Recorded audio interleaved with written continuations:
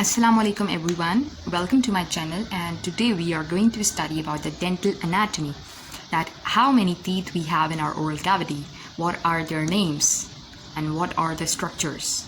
So let's begin. So we have four types of teeth: the incisors that are located in front of the oral cavity, the canines, the premolars and the molars. The upper jaw is called the maxilla, in which we have a palate, and the lower jaw is called the mandible, in which we have a tongue being located in the floor of the mouth. Okay, so the incisors that we have discussed, that there are four types of teeth: the incisors, the canines, the premolars and the molars. So incisors are further divided into two: the central one that are present in the midline and the lateral ones that are just behind the central ones. So these two are the central incisors and these two are the lateral incisors. And this is the same for the mandible, that we have two central incisors in the mandible and two lateral incisors in the mandible. So a total of 4 incisors in the maxilla and 4 incisors in the mandible. These teeth are used for cutting, biting and sharing food. Now, let us discuss the teeth that are just behind to the incisors. That is the pointed teeth. These are called the canines. These are also called cuspids because they have cusps. That is a prominence that you can see. These are called cusps. This cusp is not present in the incisors. So these are also called cuspids because they have cusps and they resemble the teeth of the carnivores. These are used for tearing off food, and these are the most stable tooth in our oral cavity. There are 2 canines in the maxilla and 2 canines in the mandible. So a total of 4 canines is present in our oral cavity. Just behind the canines, we have premolars.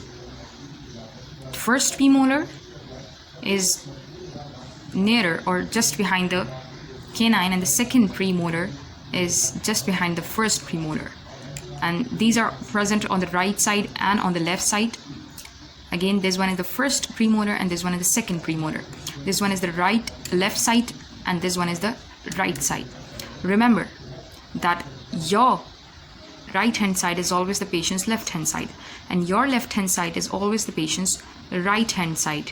So a total of 4 premolars are present in the maxilla and 4 premolars are present in the mandible.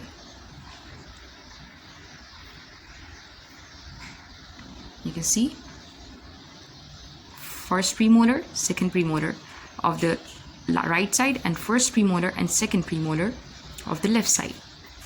These are for the maxilla, and again first premolar and second premolar in the mandible and first premolar and second premolar.